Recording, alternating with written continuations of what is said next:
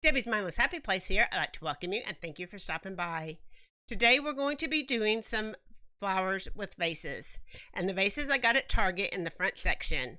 So none of the vases cost any more than $5. So I either paid $3 for a set of 3 vases or I paid no more than $5 for a set of 3 vases.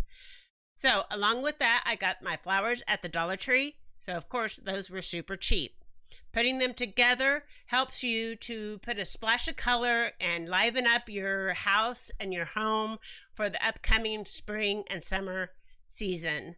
So I hope you enjoy the video. If you do enjoy the video, please consider subscribing, liking, and sharing. Let's get to the video.